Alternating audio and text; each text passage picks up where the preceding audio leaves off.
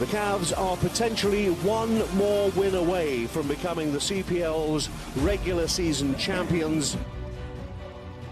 Escalante's cross, that's going to sit to Bevan, sneaks through for Rossi!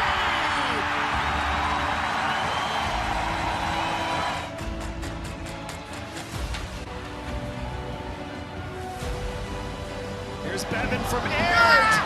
It gets caught up in his feet, but he's still able to redirect it past Ryan Yesley.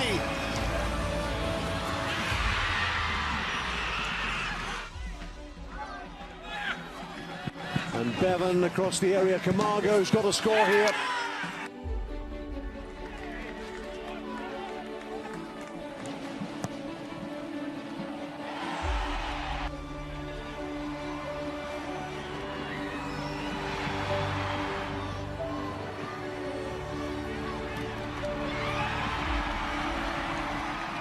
And the Cavs and their supporters get an afternoon to remember. Welcome back. 2023, an incredibly special year for Cavalry FC. Runaway winners of the Canadian Premier League regular season and now holders of the Canadian Premier League Shield. Joining me now is the manager. The smile is written all over his face. It is a man who's led them since day number one. It's Tommy Wheeldon Jr. Wheels up, Tommy. And a quick turnaround this offseason. You managed to keep a hold of some very important players to this project heading into the Concacaf Champions Cup. How does that sound? And you must feel invigorated the fact that you've really kept the bulk of your squad together. Absolutely. I think I'll say this offseason has been a lot easier to navigate through.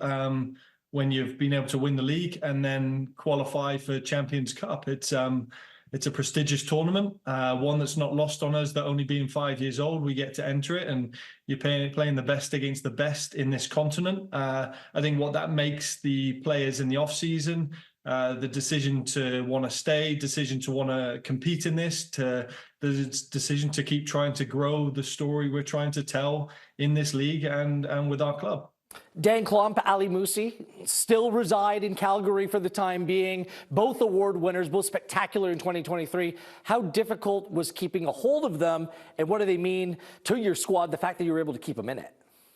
Yeah, listen, I'd be lying if I said there wasn't interest, but it's also got to make sense for the club. It's got to make sense for the player, and got to make sense for what's going on with the game. And, I think both of them are very intelligent lads that are enjoying their football. And I think if they're enjoying their football, they have to sign or have to be looking for clubs that would continue to do so, that would challenge them. Right now, that hasn't appeared. They're motivated right now, especially for Concacaf. And like them, amongst others, have come back in the off season really fit. So it's made our lives as a coaching staff pretty easy because the shorter off season keeps a balance because we played in the last game of the season to now we're training. It allows us to advance what we want to do tactically.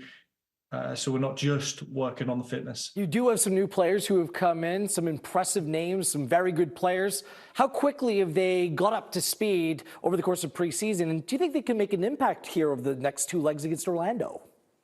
Absolutely. I mean, that's the thing with the offseason is we knew those players like Joe Mason had been a great servant. It was time for pastures new. And there was a few players that we felt that perhaps weren't necessarily making the impact or wanted to change. So we managed that with the departures. And then we thought, really, what we've got to do if we want to continue to be a top side in CPL, we're now competing in 4 competitions.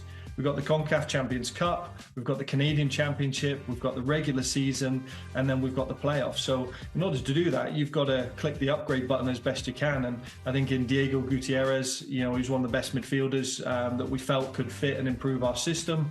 Tobias Waszewski, he was almost the forgotten man, but it was a good connection that we had with him.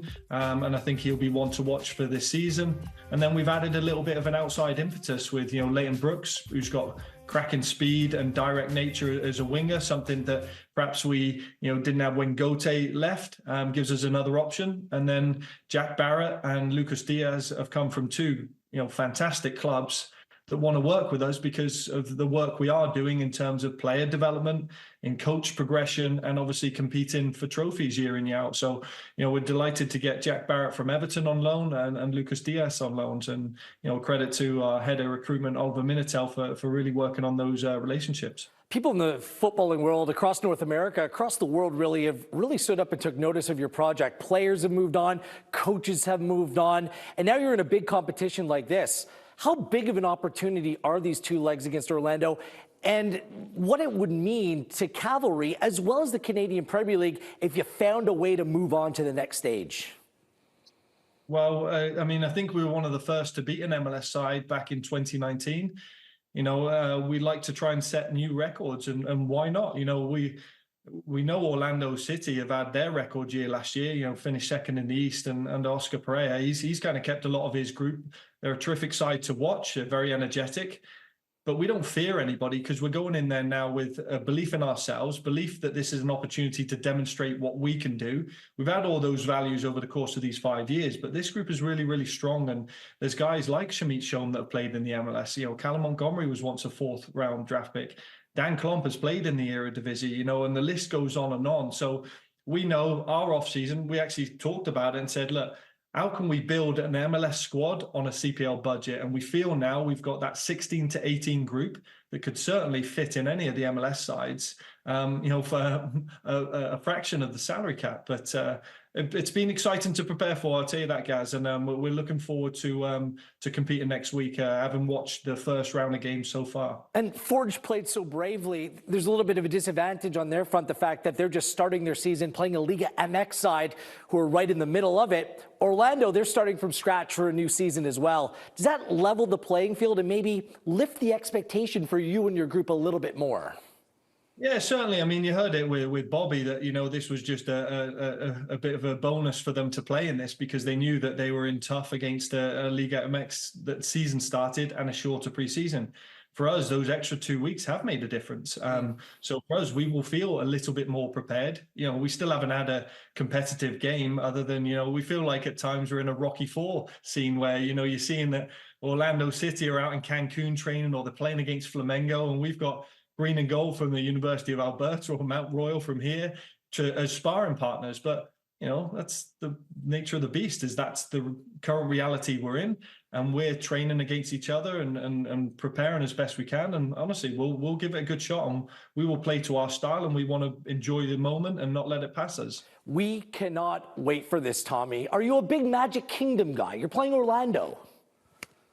No, do you know what? I went to the one with my kid in California, so I haven't been that side of the universe just yet, other than actually probably 9 years ago. Last time I was probably in Tampa was talking to Adrian Heath, who was the Orlando City coach at the time at a USL conference, and he was asking me about a certain Kyle Larin. And 9 years later, we're then competing against them in the Concacaf Champions Cup. So it's funny how that's gone full circle. Brilliant. I should serenade you. When you wish upon a star, your dreams can come true, Tommy. Your dreams can come true. Thank you so much for this. Best of luck next week.